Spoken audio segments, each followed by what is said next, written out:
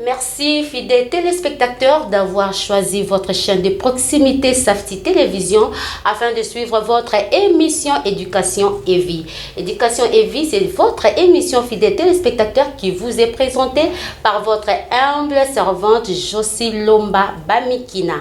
En ce qui concerne notre thème du jour, nous allons vous parler de la mission éducative, rôle des parents dans le contexte de la nouvelle éthique mondiale. Sur ce plateau, je ne suis pas seule. Vous savez tous que nous avons toujours l'habitude de recevoir nos invités sur ce plateau de Safety Télévision afin de nous aider à développer notre thème du jour. Nous avons reçu pour vous, fidèles téléspectateurs, Monsieur Emmanuel Bourama Kaloumé, qui est éducateur à la vie puis formateur au sein du service central éducation à la vie qui se situe sur l'avenue Kalembe-Lembe, numéro 141 dans la commune de Kinshasa, voire croisement Wangata et Kabambare. Bonjour Papa Emmanuel. Bonjour Madame Justin. En tout cas, très heureuse de vous recevoir sur ce plateau de Safety. Merci et nous sommes aussi très heureux d'être avec vous pour cette émission. Ok, merci beaucoup. Donc, nous entrons déjà dans le vif de notre thème du jour. Là, nous rappelons à nos fidèles téléspectateurs, nous avons dit que nous allons vous parler de la mission éducative et rôle des parents dans le contexte de la nouvelle éthique. Papa Emmanuel, avec ce thème, la nouvelle éthique, c'est quoi d'abord? On commence d'abord par là. Et ça, quand on a une nouvelle éthique mondiale, je ne sais pas. C'est quoi? Bien, merci beaucoup, Maman Josie, pour la question. Et, on parle de plus en plus de la nouvelle éthique mondiale. Et quand on parle éthique, on voit la morale et ses principes, la morale et ses fondements.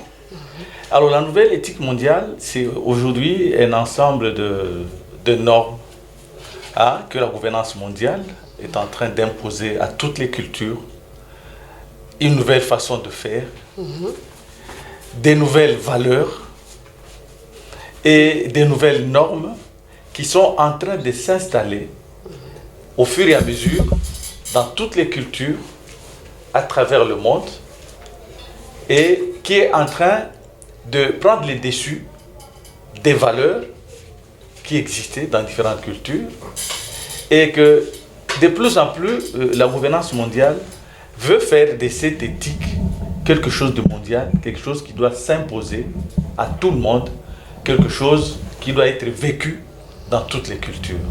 Voilà plus ou moins l'idée générale de la nouvelle éthique mondiale. Ok, en tout cas, je vous ai suivi avec beaucoup d'attention. Vous parlez de la nouvelle éthique mondiale. On veut faire quelque chose qui sera mondial. Comme exemple, donc, nous tous, nous devons avoir des mêmes lois. Des lois universelles, non? Dans ce sens-là. Oui. Dans le mot, même en Europe ou en Afrique, ça doit être la même chose. On doit vivre de la même manière. J'espère bien que j'ai bien compris. Ok, maintenant, est-ce que ça pose problème? Parce que tout le monde, ça a déjà commencé depuis longtemps, une manière de nous comporter, culture occidentale. Donc, ça ne vient pas de nous. Exactement, mais moi, je ne trouve pas que c'est un problème. C'est pourquoi je veux savoir, pourquoi avez-vous organisé d'abord cette campagne de sensibilisation sur ce thème qui est la mission éducative et le rôle des parents dans le contexte de la nouvelle éthique? Pourquoi est-ce qu'il y a un problème? Bien, je crois que cette campagne dont nous parlons ici, la campagne sur la mission éducative et les rôles des parents dans un contexte précis de la nouvelle éthique mondiale est importante dans la mesure où aujourd'hui nous nous rendons compte que la famille qui est la base de la société est attaquée justement par ces nouvelles manières de faire. Nous savons que chaque société a ses valeurs, chaque société a des normes, a la façon de vivre qu'elle trouve bonne pour elle. Mais aussi, on se rend compte que de plus en plus, la culture occidentale veut prendre la place de toutes les autres cultures. C'est-à-dire qu'on veut imposer que ce qui est fait en Europe puisse également être fait partout. Dans un langage terre à terre, au message na yo kolia fufu, au linga pe kolia fufu. Et tout d'un coup, bah il yo lipa. Bah oui, désormais bandolia lipa. Sans que batuna avina yot. Tu vois? En fait, c'est des choses qui sont en train de venir et ce qui est dangereux, et c'est pour ça que la campagne ici de sensibilisation est importante, parce que on ne se rend pas compte comment cette nouvelle culture est en train de supplanter notre culture. C'est-à-dire que la nouvelle éthique mondiale, elle vient de façon douce, de façon sournoise. Oeba kutute ozomona makambo ezo salema bino pe bozo zoaje muke à un certain moment boko ta déjà mai et vous allez trop tard quoi. C'est pour ça que campagne oyo ezali pour la sensibiliser déjà à baboti. Non seulement baboti mais batu nyonso bazal balingi kokoma pe baboti. Pour que toyeba quelles sont les exigences ya baboti et puis comment nous pouvons éduquer aujourd'hui les enfants dans le contexte oyo ya makambo ezo kouta musika ezo yela biso et puis biso pe toza ko yamba yango kaka sans que to discerner eza lokola ba pesi mbisi bala moko tiena muloko bandi ko mela o éviter so miko ezali so ezali nini te il faut qu'on vanda. Mais papa Emmanuel, je ne sais pas, mais aujourd'hui on nous dit la modernisation. Vivre, nous tous on veut vivre comme les blancs, tout emboîter les pas dans de bonnes choses. Tout le balelo que tout mais ça n'a pas wenzenabiso. Je donne un exemple. Tout mais ça n'a pas wenzenabiso, mais aujourd'hui on a des supermarchés. On a des supermarchés. Bon il y a ce balelo comme innovation. Moi je ne trouve pas les mal en ça. Vous voulez pas les développements ou comment? Parce qu'on a dit l'avancée de la technologie, l'avancée de tout, donc on doit emboîter les pas suivant l'évolution du monde. Vous voulez que nous puissions rester archaïques ou quoi? Oui, merci Mme Josina Moutunawana. Évolution, tout développement ya mutu, batala kango kaka na bilo côté. Le développement humain, c'est quelque chose d'important.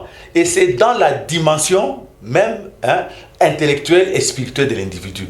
Le développement, ce n'est pas rouler dans une voiture ou aller dans un supermarché. C'est pas ça le développement. Le développement, c'est cette capacité d'une personne à comprendre qui elle est, quels sont ses besoins essentiels et comment il doit vivre en étant humain. C'est ça. Ce n'est pas qu'on refuse le développement, non. Ici, il s'agit de faire quoi? C'est d'être capable de discerner. Ce qui est bon, on le prend. Mais ce qui n'est pas bon, on le rejette. Ce n'est pas que, bon, on prend tout. Non, ce n'est pas ça le développement. Le développement, c'est pourquoi nous pensons que nous devons seulement prendre. Est-ce que nous n'avons pas des choses aussi à donner? Il y a bangonde tozwa. Biso to pesanini. Nous, pourtant, nous avons, sur le plan humain, Biso Africain, tu as makambo et belé à Kopesa. Ok. Et belé, tout en Ok, en tout cas, papa Emmanuel, avant que nous puissions parler du service central d'éducation à la vie, tout est objectif, nos missions, à ce qui concerne l'éducation, mais on va y arriver. On aimerait d'abord savoir quelles sont les manifestations ou les symptômes de la nouvelle éthique mondiale. Comment reconnaître la nouvelle éthique mondiale? Parce que tout le monde, en gros, on voit l'évolution dans le monde, on trouve ça normal. Maintenant, il y a énuméré, ils ont posé problème dans la nouvelle éthique mondiale. Bon, merci beaucoup. Makamboza nango ebele, mais to bandana na ebandeli, ya bon moto. Mutu akelami mwasi, to mobali. Sous le plan humain, on est masculin ou on est féminin. C'est ça notre nature. Mais la nouvelle éthique mondiale veut, par exemple, effacer cela. On veut faire comme s'il n'y a plus de différence entre un homme et une femme. Ce qui n'est pas vrai, c'est que c'est un glissement. On parle des droits humains. On parle beaucoup des droits humains, mais on ne parle pas des devoirs. Parce que quand on parle des droits, on voit l'individu, on voit la personne. Mais quand on parle de devoir, directement, on voit l'autre. Or, nous sommes des êtres sociaux, nous devons vivre avec les autres. Alors, imagine dans une société, bon, aujourd'hui par exemple, on dit, nous savons que la famille est définie comme une alliance entre un homme et une femme, et qui ont des enfants. Mais aujourd'hui, non, on commence à montrer que la maternité, ce n'est pas une bonne chose pour une femme. C'est comme si la maternité est contre les droits de la femme. On veut montrer par exemple que bon, le mariage, même un homme peut marier un homme, une femme peut marier une femme. Vous voyez un peu, ce sont des glissements qui ne vont pas dans l'essence de la nature humaine. Hein? C'est vrai que comme on dit, on parle des droits. Et c'est ça un peu les glissements de la nouvelle éthique mondiale. On parle des droits, mais on ne montre pas les limites des droits. Tu vois, on ne parle pas des devoirs. Donc de plus en plus, il y a des choses qui sont en train d'être faites qui demandent un discernement. Hein? Si on va dans cette logique-là, où est-ce qu'on va arriver? On parle de l'égalité entre l'homme et la femme et on s'arrête là. Oui, hommes et femmes, ils sont égaux en dignité humaine. Il est vrai. Hein? Et tous deux méritent respect. Mais pourquoi on ne parle pas de la complémentarité entre un homme et une femme? Parce qu'en fait, ils sont faits pour se compléter. Mais dans le langage de la nouvelle éthique mondiale, on ne sent pas la complémentarité. On parle seulement de l'égalité. Or, celui qui ne sait pas discerner peut mal interpréter cette égalité et glisser dans des choses qui vont abîmer la famille ou qui vont abîmer la relation entre un homme et une femme. Donc l'idée ici, c'est le langage même de la nouvelle éthique mondiale, où on amène un langage qui nous fait glisser vers les antivaleurs. Imagine seulement comme une épouse ou bien un époux. Quand on dit époux ou épouse, ça a une charge. Mais si on change l'époux par un partenaire, est-ce qu'on a la mesure de ce glissement-là? Parce qu'un partenaire, c'est différent d'un époux. Et n'importe qui peut être partenaire. Donc, on n'est pas en train de voir là où on veut amener l'être humain. Et c'est pour ça que nous disons, nous devons avoir le temps de nous asseoir, de réfléchir et de discerner. Hein? On ne dit pas qu'il faut... Il y a des choses que nous pouvons prendre qui sont bonnes, qui peuvent nous aider aussi à améliorer la qualité de notre vie, mais il y a aussi des choses que nous devons éviter parce qu'ils risquent de nous déraciner ou de nous dénaturer. Ok, en tout cas, Papa Emmanuel, moi je vois, quand on parle de l'égalité, par exemple, comme vous venez de le dire là, sur le droit des femmes, on parle d'égalité entre l'homme et la femme.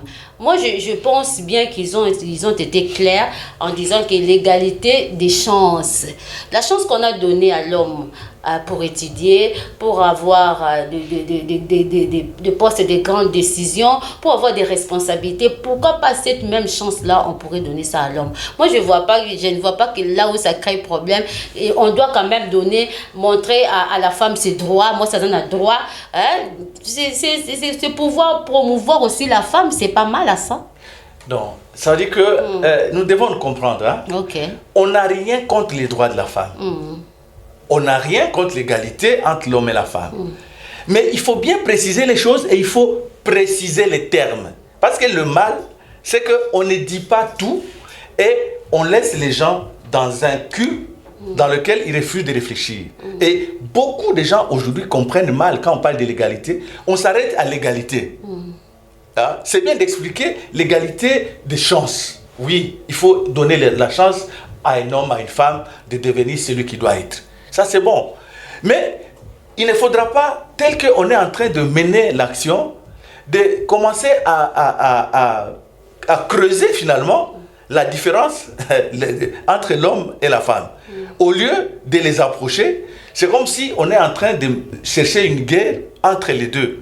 Parce qu'on n'explique pas assez c'est quoi ce que l'on veut. Mais si, je parie, que si on expliquait bien l'égalité en dignité humaine, avec la complémentarité naturelle entre l'homme et la femme, je crois qu'on comprendrait bien les choses. Ok, en tout cas, merci beaucoup, Papa Emmanuel. Comme vous avez parlé des droits des femmes, hein, le droit des femmes, la parité, tout ça, comme nous sommes entrés dans ces terrains-là, que pensez-vous aujourd'hui? Tant pour numéro le droit des femmes, on a dit que la femme aussi a droit à l'avortement. La femme est libre de son propre corps, de faire tout ce qu'elle veut avec son corps. En ce qui concerne la planification, on nous amène méthode contraceptive, on nous dit que la femme est libre d'avorter si elle veut, donc personne ne peut la contraindre. Donc, est-ce que ça aussi, ça pose problème? Et dans le cas, toujours il y a un contexte, il y a une nouvelle éthique mondiale. Bon, moi je suis réfléchissons ensemble. Hein. Ouais. On dit que la femme a droit à son corps. D'abord, qui est-elle? Ce corps, elle l'a acheté à combien? Son corps, elle l'a acheté à combien? Qui est-elle? Est-ce qu'elle sait d'où elle vient? Ce corps, il vient de qui? Pour qu'elle s'en approprie et faire de c'est mon corps, je peux en faire ce que je veux. Non, moi je crois que c'est trop prétentieux. Ce que tu as acquis, tu ne dois pas croire que tu peux en faire ce que tu veux. Non, le minimum, l'humilité, c'est de me poser la question, pourquoi je suis là? Si je suis là, je crois que celui qui a voulu que je sois là, il a un plan sur moi. Je dois essayer de découvrir c'est quoi ce qu'il veut de moi et me comporter en conséquence. Alors, et puis quand on parle de droit à l'avortement, moi j'ai dit, mais justement la nouvelle éthique mondiale, c'est ça un peu les choses, hein, où on parle des droits, mais on parle de l'avortement par rapport à la maman. Pourquoi on ne parle pas de droit par rapport à l'enfant? Parce que cet enfant n'a pas demandé d'être là, mais il est là. Pourquoi on ne défend pas les droits de cet enfant qui n'a pas demandé d'être là et qui est plus faible que la maman? Parce que la loi protège les plus faibles. Pourquoi on ne protège pas les faibles? On a dit tous les deux sont des personnes vulnérables, et la maman et l'enfant. Oui, mais l'enfant est plus vulnérable que la maman. Pourquoi cet enfant-là, on veut sacrifier l'enfant qui n'a pas demandé d'être là, et la maman qui a eu cet enfant, peut-être de la manière dont elle ne voulait pas, et qui est déjà quelque chose qui n'est pas bon pour elle, parce que nous savons, la vie qui ne vient pas de nous. La vie, c'est un acquis. Nous laissons avec. Mais alors, si elle est là, pourquoi cette maman va décider, parce qu'elle a le droit de tuer? C'est comme si... Et puis, on parle de l'avortement. Tu sais, la nouvelle éthique nous amène des mots aussi. Quand on dit avortement, tu vois, la charge de l'avortement, on veut passer à interruption volontaire des grossesses pour atténuer un peu le mal. Mais cet enfant, on est en train de le tuer. On est en train de le tuer. Quelqu'un qui est innocent, qui n'a pas demandé d'être là. Et on dit à quelqu'un, et à une mère, vous pouvez vous imaginer, on dit à une mère, imaginez un enfant. C'est parce que, tu sais, une grossesse, un enfant dans le sein de sa mère, c'est une personne. Imaginez si on demandait à une mère de prendre un couteau, d'égorger son enfant. C'est pas différent. C'est pas différent. Ok, en tout cas, Papa Emmanuel, on a vraiment toujours kende, en tout cas, à ce qui concerne la nouvelle éthique mondiale. C'est que la nouvelle éthique mondiale nous apporte. Et on parle, comme on a parlé des droits des femmes, aujourd'hui aussi, nous sommes en train de prôner sur les droits des enfants. Bana bazan droit na bango, comme si en Europe, j'ai une cousine qui a eu à m'appeler et m'a dit, si tu envoies l'enfant, que l'enfant refuse. C'est son droit. Il n'est pas obligé d'aller là où vous l'envoyez. Est-ce que est-ce que par rapport à l'éducation congolaise, par rapport à nos valeurs africaines, nous voulons conserver nos valeurs. Est-ce que Babilo Kouana, ça aura aussi de l'impact dans notre société congolaise par rapport à la nouvelle éthique Mramboye Memelabiso? Non, ça dit que nous ne devons pas... Les Européens, ils ont leur façon de faire, que nous respectons beaucoup. Et nous voulons qu'ils respectent aussi notre façon de faire. Parce que le respect mutuel, c'est qu'on respecte les cultures des uns et des autres. C'est vrai qu'un enfant, même chez nous aussi, un enfant n'est pas obligé de tout faire. Si vous l'envoyez aller faire du mal, l'enfant peut dire non. Si vous l'envoyez aller voler ou faire des bêtises, l'enfant est capable de dire non. Ça signifie l'enfant, il a le droit de dire non pour des choses qui ne l'aide pas à se développer, pour des choses, mais ce n'est pas pour n'importe quoi. Parce qu'un enfant, il doit aussi obéir aux parents. Il doit obéir aux parents. Et je pense qu'un parent responsable, il ne va pas demander un mauvais service à un enfant. Et un enfant qui sait qu'il a un parent responsable, si le parent, quand il lui demande quelque chose, l'enfant va le faire parce qu'il sait que c'est en toute responsabilité que les parents demandent de faire telle ou telle chose, quoi. Ok, en tout cas, je sais que le contenu de la nouvelle éthique mondiale est tellement, ils ont tellement, ils ont bébélé tellement que, surtout tout le numéro donc on va s'éterniser ici. Mais papa Emmanuel, on peut déjà parler des conséquences de cette nouvelle éthique mondiale, la répercussion donc, sur notre société congolaise. Est-ce que c'est comment ça a des conséquences néfastes ou comment? Bon, les conséquences sont terribles et elles sont grandes, quoi. Hein? Parce que nous disons, la grande conséquence d'abord, c'est sur la famille. Parce qu'on dit que la famille est l'unité de base de toute société. Si la famille est déjà attaquée dans ce contexte de nouvelle éthique mondiale, imaginez déjà si l'homme et la femme ont des relations qui ne sont plus bonnes. Parce qu'il y a quelque chose qui est venu abîmer cela avec la nouvelle éthique mondiale. Si la maternité commence à être montrée comme si elle est contre les droits de la femme, si on peut interrompre des grossesses, si toutes ces choses-là entament justement la famille. Or, si la famille est entamée, c'est l'avenir d'un pays qui a des problèmes. Hein? Parce que si les bons citoyens viennent de quoi? Les bons citoyens viennent des familles. Et s'il n'y a pas de famille qui éduque convenablement, qui donne des citoyens, alors le pays aura des personnes qui n'auront pas une bonne éducation et quel sera l'avenir de ce pays. Hein? Si on a des personnes qui ne savent plus qui ils sont, la fille ne sait plus qui elle est, le garçon ne sait plus qui elle est, tout le monde fait ce qu'il doit faire, ce qu'il veut faire, hein, au nom de la modernité, au nom de la nouvelle culture. Mais à ce moment-là, il n'y a plus de société, il n'y a plus de vie. Les conséquences sont graves sur le plan social, quoi. Aujourd'hui, on est en train de voir des phénomènes. Hein? On est en train de parler des bombées aujourd'hui. Voilà. Ne crois pas que ces choses viennent seulement ici, c'est des choses qui sont importées, qui viennent d'ailleurs. Okay. Hein? Les phénomènes Kuluna, toutes ces choses-là, si vous regardez en profondeur, vous allez voir que les racines de ces choses-là, c'est dans cette nouvelle culture mondiale qui est en train de venir, qui finalement désarme les parents, et désarme tout le monde et laisse la société aller dans n'importe quel sens. Oui, papa Emmanuel, maintenant là nous voulons savoir la mission éducative. Quelle est la mission éducative et puis le rôle des parents aujourd'hui par rapport à la nouvelle éthique mondiale? Est-ce que nous devons revoir notre manière d'éduquer les enfants? Nous devons rester constants? Qu'est-ce que nous devons faire en ce qui concerne l'éducation des enfants? Oui. Bon, d'abord nous devons connaître nos valeurs. Quelles sont nos valeurs? Parce que quand on va éduquer les enfants, nous allons les éduquer en fonction de nos valeurs, pour les aider à adhérer à un certain nombre de valeurs qui font de notre société et notre culture. Ça, c'est d'abord un. Et c'est pour ça que le rôle des parents, la mission éducative revient d'abord aux parents. La mission éducative. Éduquer, c'est d'abord dans la famille. La mission des parents est irremplaçable et inaliénable. C'est primordial et essentiel. Parce que si on veut fonder les citoyens, ça commence. La première école de vie, c'est la famille. Le premier endroit où on peut adhérer aux valeurs, c'est en famille. Alors si la famille ne fait plus ça, qui va le faire? C'est là où on reçoit l'éducation des bases, comme on dit toujours. Toute la base doit être là. Et les parents doivent être conscients que s'ils ne donnent pas cette base-là, ce sera difficile que l'enfant soit un adulte comme il se doit. Ce sera difficile, quoi. Donc, les parents doivent être conscients vraiment que c'est la famille qui est vraiment l'école de la vie, l'école de l'amour.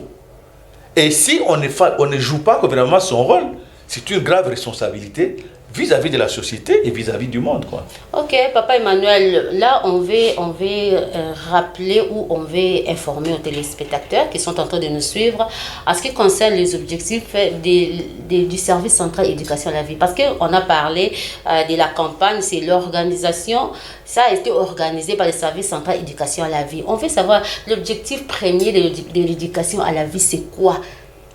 Quel est votre devoir? Quelle est votre mission en ce qui concerne l'éducation? Au fait, nous voulons contribuer. Le service central d'éducation à la vie, comme ASBEL, veut contribuer justement à la formation intégrale de l'homme. Parce que nous pensons que pour former une personne qui soit un bon adulte, on doit le former dans le corps, dans le cœur et dans son esprit. On ne doit pas seulement prendre la personne humaine dans sa dimension corps. on le nourrit, on le vêtit, on le loge et tout ça. Ça ne suffit pas. Un être humain, il est tridimensionnel. Et l'éducation doit faire de cette personne un adulte. Ça signifie une personne utile à elle-même et utile à la société. C'est ça la finalité de l'être humain. Alors l'éducation, elle veut accompagner les personnes, justement, à devenir des adultes et à rendre leur destin meilleur, quoi. Ok, en tout cas, merci beaucoup, Papa Emmanuel. Nous voulons aussi savoir comment vous procédez par rapport à votre campagne de sensibilisation. Quels sont vos supports? Où allez-vous sensibiliser? Ça se passe comment? Vous faites comment? En fait, la campagne Mission éducative et rôle de parents dans le contexte actuel est fait d'abord dans les paroisses catholiques, mais aussi dans toutes les autres structures, églises, autres églises, qui souhaitent être accompagnés par rapport, pour sensibiliser justement par rapport à la mission éducative. Et tous les autres groupes, tous les autres cibles qui veulent avoir un cadre pour échanger sur la mission éducative et le rôle des parents dans les contextes actuels, ils sont toujours bienvenus. C'est-à-dire que nous identifions ces groupes. Il y a d'autres groupes qui viennent solliciter au centre éducation à la vie. Il y a des paroisses qui demandent que nous puissions nous adresser à leurs fidèles.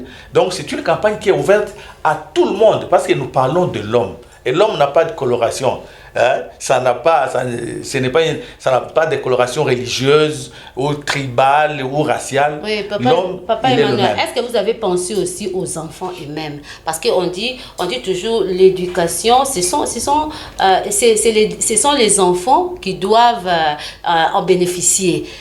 Par rapport aux enfants eux-mêmes, est-ce que vous faites aussi cette campagne de sensibilisation? Vous allez dans des écoles, quel est le message fort que vous devez donner aux enfants par rapport à la nouvelle éthique mondiale? Parce que ils peuvent être influencés. On dit aujourd'hui la modernisation, on voit l'avancée de la technologie avec les téléphones. Les enfants voient tout ce qui se passe dans le monde. Donc, ils ont la facilité aussi d'adopter ce genre de comportement. Quel genre de sensibilisation ou de message apportez-vous aux enfants? Oui, les enfants, nous atteignons les enfants à travers les encadreurs. Parce que justement, c'est ça le rôle. Un parent, ce n'est pas seulement biologique. Toute personne qui encadre l'enfant est son parent. C'est comme les enseignants. Mais aujourd'hui, c'est pas ça. Si on reprochait moi à mon Anzela, il te dit à Fingi a manqué parce que sa maman n'a été, papa n'a été. Mais qui lui a dit de faire ça? C'est dans la famille qu'il a reçu ce genre d'éducation. Parce qu'un enfant qui a été bien éduqué, il ne dira pas ça. Ici, l'idée, c'est d'abord toutes les personnes qui ont en charge les enfants. Parce que les enfants deviennent ce que les adultes font d'eux. C'est ça. C'est les parents qui doivent donner aux enfants les moyens et les atouts pour être à l'abri de toutes les conséquences de la nouvelle éthique mondiale. Par exemple, la gestion du téléphone. Les parents, ils achètent les téléphones pour les enfants, mais ils ne donnent pas les moyens aux enfants pour un bon usage du téléphone. Tu vois? Ils achètent la télé avec plusieurs chaînes, mais ils ne donnent pas aux enfants les moyens de suivre telle chaîne ou de ne pas suivre telle autre.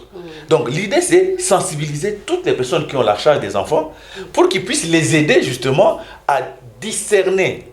Déjà, qu'eux-mêmes soient capables de discerner ce qui est en train de se passer actuellement, tous les défis de la nouvelle culture mondiale, mais qu'ils soient aussi capables d'aider les enfants à se mouvoir dans ce contexte-là, qui n'est pas simple, qui est complexe, mais je pense qu'avec un esprit de discernement et la capacité de ce que l'on a, à vivre les valeurs qui sont les nôtres et de notre culture, je crois qu'il y a moyen d'aller plus loin. Ok, en tout cas, là vous parlez déjà de votre contribution. Vous pouvez déjà parler de votre contribution au sein du service central d'éducation à la vie. Qu'est-ce que vous apportez par rapport à la nouvelle éthique mondiale? Et là, on y a ce qui concerne l'éducation des enfants. Vous avez ajouté quoi? Oui, ce que nous ajoutons, tout ce que nous faisons d'abord, c'est que d'abord aider les gens à sortir de l'ignorance. Parce que souvent, comme on dit, l'ignorance c'est le grand mal. Beaucoup de gens sont en train de rentrer dans ces nouvelles éthiques mondiales sans se rendre compte des conséquences. Alors, les échanges que nous faisons permettent déjà aux individus de discerner, de comprendre, il y a telle chose. Si on va dans ce sens ici, on risque d'arriver là. Si nous allons dans ce sens ici, c'est déjà beaucoup. Si quelqu'un peut être capable de voir le mal de loin. Comme on dit, un homme intelligent voit le mal de loin. Et la condition de l'éducation à la vie, justement, c'est que c'est échanger avec différentes personnes, avec les parents, et pour que nous puissions faire la lecture de cette nouvelle éthique mondiale, la faire avec une conscience éclairée. Parce que de plus en plus, on est en train d'obscurcir la conscience. On refuse à la conscience de réfléchir, on refuse la raison, tu vois. Et justement, il faut aider à éclairer les consciences, à échanger sur ces différentes choses qui sont en train d'arriver pour que les gens puissent adopter des attitudes et des comportements qui sont conformes à nos valeurs, qui sont conformes à notre culture. Ok, papa Emmanuel, est-ce que avez-vous déjà aussi pensé à restaurer les dialogues, la communication dans la famille entre parents et enfants? C'est très important parce qu'à partir de là, nous aurions à montrer de bonnes valeurs à nos enfants. Par exemple, quand je venais de dire comment utiliser les téléphones, quel est l'avantage du téléphone, qu'est-ce qu'on doit prendre dans les téléphones, qu'est-ce qu'on ne doit pas faire dans les téléphones, tout ça, avez-vous pensé à cela? Oui, au fait, quand nous parlons des missions et rôles, parmi les rôles que doit jouer le parent, c'est d'entretenir le dialogue, la communication en famille. Parce qu'un parent doit être présent. Pour bien éduquer les enfants, il faut les connaître. Pour les connaître, il faut les fréquenter. Et pour les fréquenter, il faut avoir du temps pour eux. Hein? Tu vois comment, là où même nous amène la nouvelle culture mondiale, hein, par rapport à ça. Aujourd'hui, bon, au nom je ne sais pas si c'est de l'égalité ou au nom de quoi, bon, hommes et femmes, tout le monde au travail, c'est bien. Tout le monde est parti. Les enfants, ils sont où? Rester à la maison. Avec qui? Bon, et souvent, on rentre souvent très très tard, fatigué et tout. Donc, même le temps du dialogue en famille est en train d'être volé. Hein? On n'a plus de temps. Pourtant, il faut ce temps-là pour bien éduquer les enfants, pour les outiller. Si on n'a pas le temps avec les enfants, comment on va les aider? Donc, parmi les rôles des parents, c'est aussi entretenir ces dialogues, aider les enfants à vivre mieux l'affectivité, à vivre mieux leur sexualité, et à être des personnes sur qui on peut compter. Ok, en tout cas, papa Emmanuel, déjà, nous avançons lentement mais sûrement à la fin de cette émission, mais nous aimerions savoir aussi la part des responsabilités de l'État congolais par rapport à la nouvelle éthique mondiale. On nous impose la nouvelle éthique mondiale, on nous impose des lois. Comment est-ce que nous devons nous comporter? On doit avoir des comportements mondiaux conformes. Maintenant, quelle est la part des responsabilités de l'État congolais? Parce que j'aimerais dire aussi, tout au début, là, quand on avait commencé avec la nouvelle éthique mondiale, mariage homosexuel, tout ça, tout qui en gros, on était contre ça, mais aujourd'hui, je ne sais pas, ça commence à devenir quelque chose de normal. Tout le monde, on peut, homosexuels, ce sont les homosexuels, on commence à accepter ça facilement, même si on n'a pas encore célébré des mariages homosexuels, mais on commence déjà à les accepter dans notre société, on commence à trouver ça un peu normal. Est-ce que l'État congolais, quelle est sa part des responsabilités? Qu'est-ce que l'État congolais doit faire à ce qui concerne la nouvelle éthique mondiale? Par rapport à nos valeurs, on doit sauvegarder nos valeurs, on doit sauvegarder notre culture africaine. Ouais. Bon, l'État a aussi sa responsabilité parce que c'est elle qui doit protéger sa population. Non seulement sa population et protéger ses valeurs. Hein? Je pense qu'il y a aussi des choses qui, avant d'être, comment dirais-je, avant d'être promulguées en loi, sont discutées par les parlementaires, par-ci, par-là.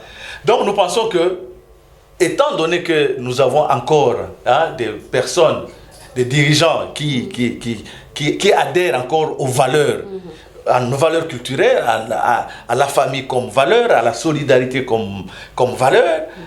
Je crois que ces choses-là, l'État devrait protéger et donner les moyens pour que la famille puisse être capable d'éduquer convenablement les enfants. Je crois que c'est aussi le rôle de l'enfant. Il est heureux d'avoir un ministère du genre de la famille et de l'enfant. Je crois que ce ministère devait prendre ce dossier en main pour que la famille, comme unité de base de la société, puisse trouver les moyens de sa politique. C'est important. Parce que si la famille n'a pas les moyens de sa politique, comment elle va faire des citoyens? Comment elle va éduquer les enfants pour qu'ils soient des citoyens? Nous risquons de tomber dans les... Mais l'État a quand même des responsabilités.